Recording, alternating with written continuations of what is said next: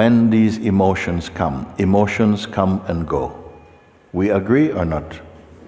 Thoughts come and go. We agree or not?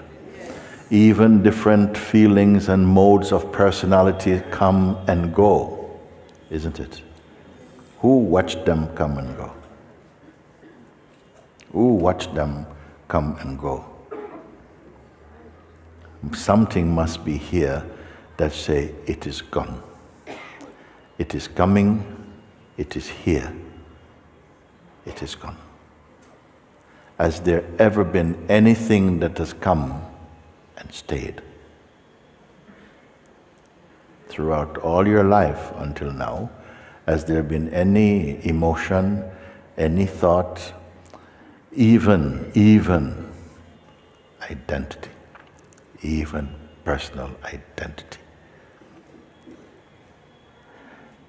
That keeps changing and is witness to change. So if it changes, what it was before is gone, replaced by a new version, and that goes, and a new version. It's a traffic watched from somewhere. Now, listen to this. A great saint, known in the Christian world as St. Francis of Assisi, he said something. He said, what you are looking for in terms of truth, he's talking about truth actually, or yourself, same thing, or God, same thing, the truth. What you are looking for is already the place you are looking from. I'm going to explain what it means. What you are looking for is already in the place behind where even the start of the looking come from. It's worth saying again, okay?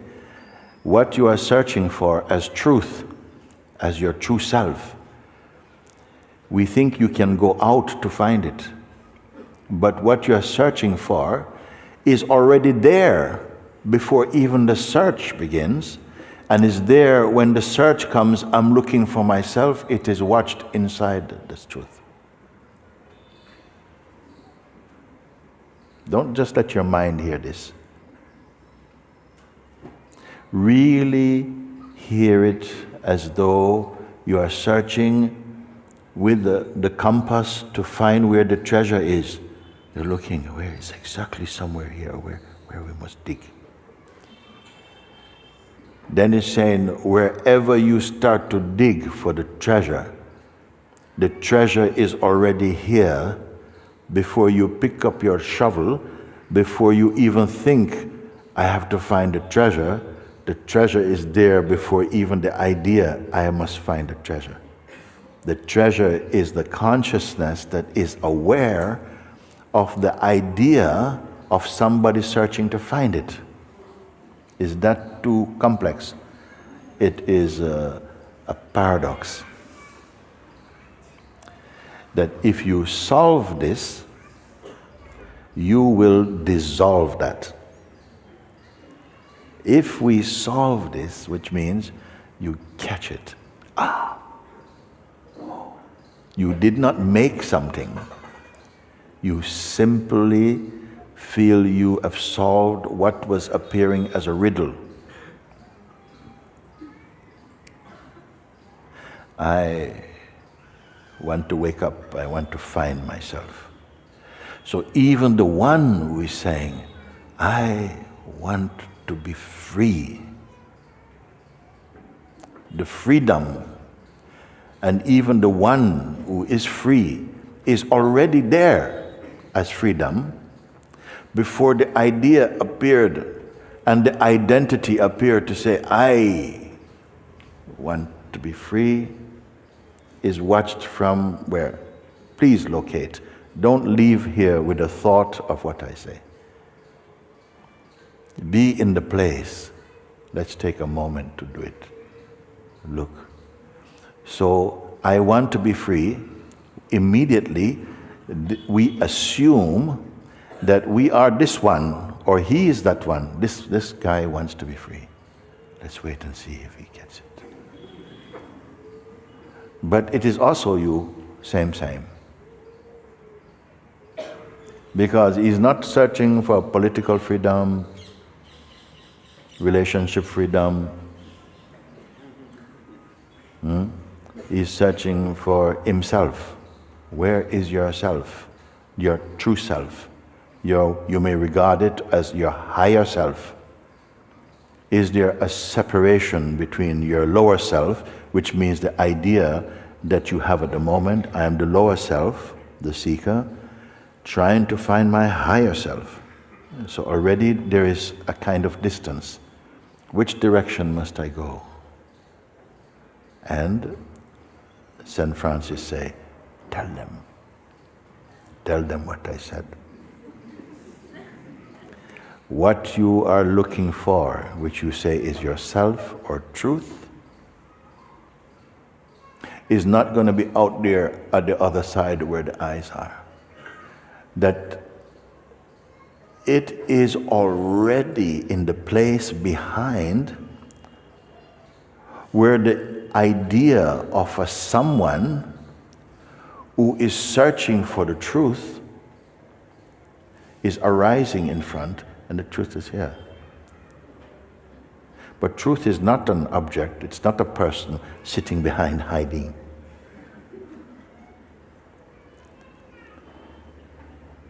Who will grasp, you see?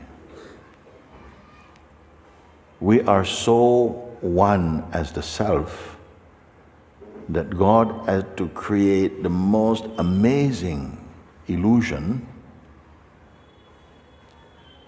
and then cause you to believe it, which then it becomes delusion,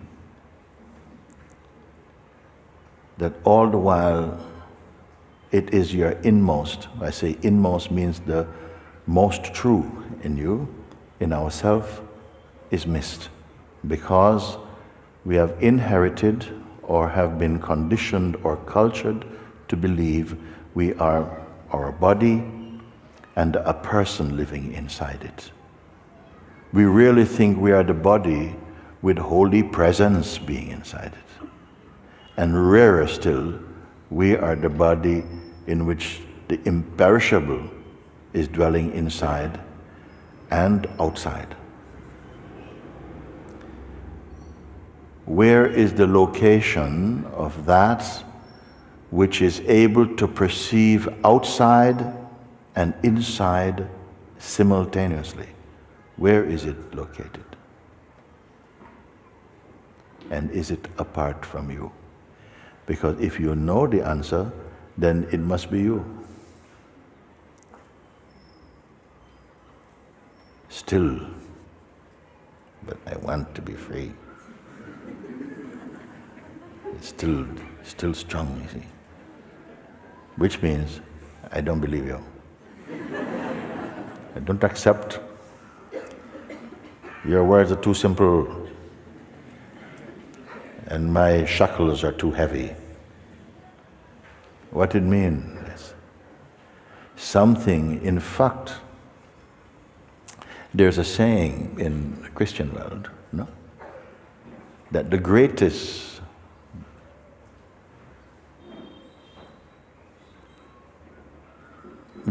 illusion created by Maya or the devil is to convince you he doesn't exist.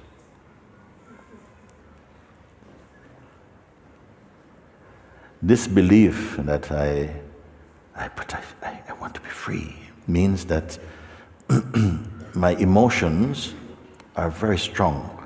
When personal identity comes, it's very strong. But I say, but it came. So if it came, you were already here before it came. Then when it comes, it's as though we get hypnotized and we start to feel, oh, but it is me. Quick. And thereafter, everything can become easy because you have accepted that this is so. When identity comes, this is me. I don't like this, I don't want this, I don't.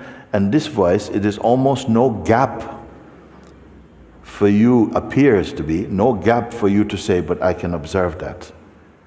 So even that is an illusion, that there's no gap that you can even see this. We follow? Yeah.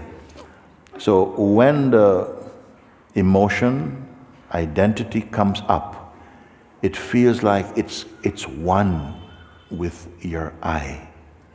The I sense, remember, denotes consciousness. I, consciousness, am. I am. Okay? The personhood idea also can adopt the feeling I, but it is a lower mode of I. It is the I which is shaped by the belief, I am this body, I am my thoughts, I am my conditioning, I am my race, I am my gender, all of these things. So it's going to be a much more turbulent state. You with this or not? Yes. So I'm with you on this point. You must understand, this is not a battle you will fight with swords and bullets. You will fight this battle with understanding, with clarity, with recognition. This is how you transcend these forces. Not by determined, I am going to. I promise you from today, I will never think again. Really? Can you do that? Suppose you are a snorer, and today is your wife's birthday. You say, darling, I promise you today, as your birthday, I won't snore tonight. Can you do it? So these things are going to keep coming. They're coming. Can you stop them by force, by determination? Determination has a power. But by itself, while we are still under the influence of the psychological identity, it's not enough, you see. What I'm showing you is that identity comes and it troubles you. At one time it did not trouble you, but you have grown. You have become more mature in your seeing. You have come to the place of witnessing. So you can witness. And when you witness without becoming involved in what you're witnessing, some space is there. And that space allows you to abide in your peace and in your joy, free from the molestations of the psychological mind. I want to be free means I am presently bound. And you believe this. And we believe it so strongly and for so long as a habit that we have believed it into existence as our experience. What is the remedy? To disbelieve it? I say, no, not to disbelieve, but to observe. The thought come, the feeling come with some intensity. This is me, I don't like this, and I. And when you are involved, it is as though it eclipses or shuts down your power to observe with detachment. You are already in, you have logged in. And so when you log into the scenarios of your mind, you become blind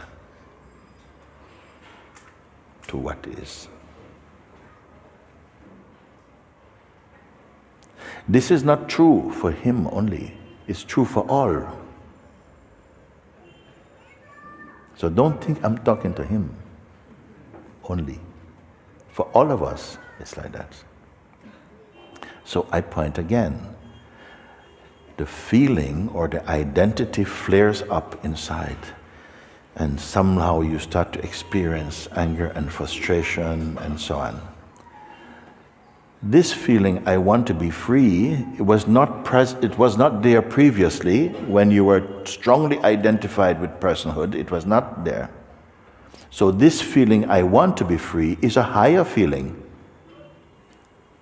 It is more a sattvic feeling inside the identified state. Something is growing. It's saying, I want to be free from the influence and the hypnosis of personhood.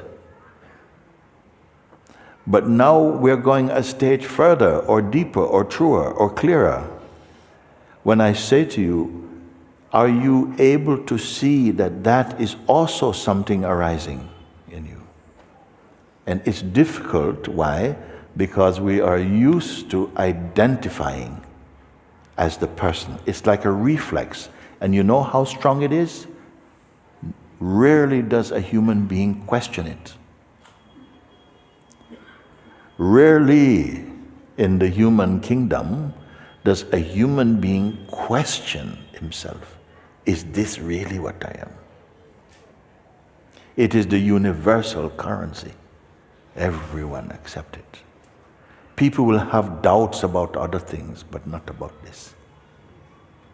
But for one who will transcend, and I want to put it to you that the highest opportunity of the human experience is to transcend the influence of the psychological self and to return to your ultimate state, which is not somewhere else. It's always right where you are. That's not to say, oh, everyone must. No, it's an invitation. It's a reminding.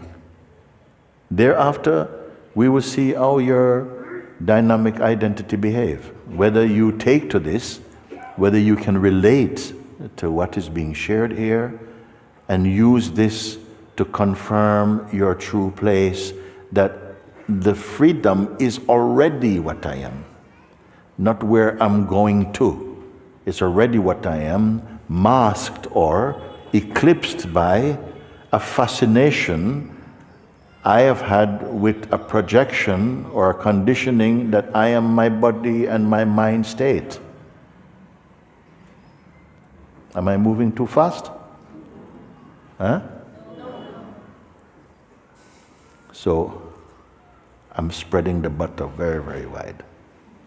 Now I'm asking, this feeling, I want to be free.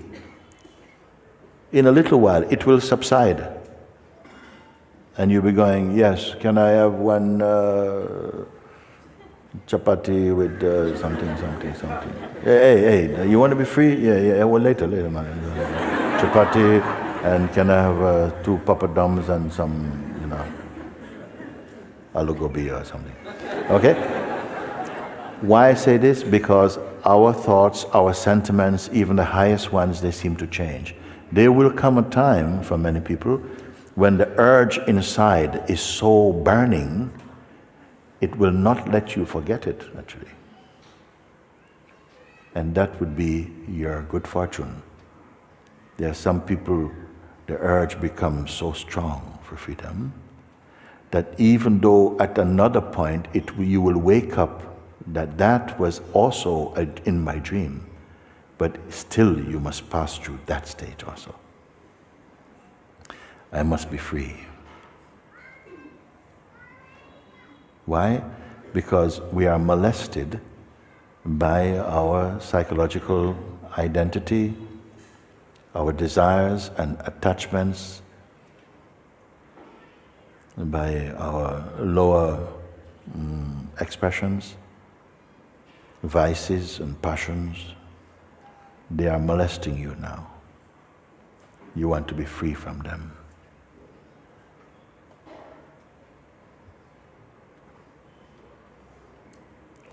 So let's finish now. Having said all these things, the feeling I want to be free, are you capable of seeing that that is a feeling arising in you? You may say, yes, it comes all the time. It's my number one thought. It's my number one feeling. It goes, but it comes back. It's number one. It's number one. Every day it's number one. And so that feeling, I have to be free. I say, how are you bound? You say, by memory and identity and so on. They go with that feeling. That capacity to be aware of the feeling of being unfree is observed. That which is observing it is that unfree. The space in which, if you follow my pointing, is in the space from which you are observing. As I said before, the feeling I am bound, I want to be free is so strong that it's almost we want equally as strong a medication. People say, oh, could you give me the chop? Could you do? I said, no, I have easier way than that. Just look, observe. And sometimes the mind say, no, I need something stronger than that. What can be stronger than your power to observe with detachment? Try it and see. You will observe that feeling, it's a feeling and not a fact. If it is a fact, it would not go away. It appear, it disappear. Can you confirm? The feeling, you may say, yes, the other states, that memory, I can see it come and go. I can see feelings, they come and go. But this feeling of being bound doesn't come and go. Yeah, it come and go. Maybe not at not the same speed as the other ones, because this is much more entrenched. This is at the root of our delusion. It's not going to come out so quick. I'm saying it doesn't have to come out. It just has to be seen. And when an illusion is seen, it loses its power. That's called removing the ignorance. Not killing. Why not killing? Because the thing you're trying to kill does not really exist. It exists only as a belief. Is it too difficult to hear what I'm speaking? Can you relate to it? Of course you can relate to it. You can relate to it especially if it matters to you and it has that potency. What is the potency? It can only be potent if you take it to be a question of life and death, actually. Not merely physical life and death, spiritual life and death. That the understanding of this reveals your freedom, that I'm already free. I've been free all along, believing I am unfree. Knocking at the door, help, let me in, please let me in. The door opens, oh, I'm already in. I'm inside my own house, knocking, let me in. The door opened, I'm already in. But it is not enough as a thought. Your mind will even make it into a spiritual entertainment. That was fun, got it. But still, you're outside your own door. How can it be that this is true?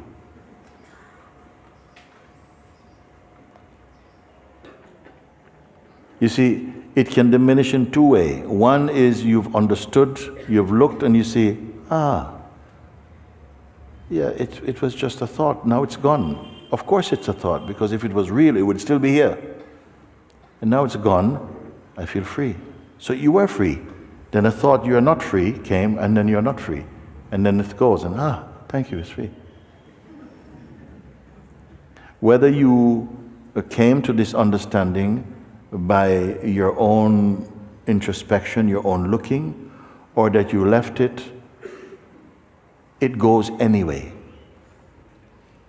What then is the difference why I'm asking you to look for yourself? Because if it goes anyway, it's going to come back anyway. Isn't it? It's been traffic going and coming. But if you look and you can be clear that, wait a second, whether it come today, yesterday, or next week, it's the same. It's not true. Then you're done with it, actually. And not out of determination, but out of understanding, you see. But it's not, it's only, its power was only because I believed it so much, or I believed in the one who is unfree so much, that these thoughts could keep on molesting me? Who will take this advice today?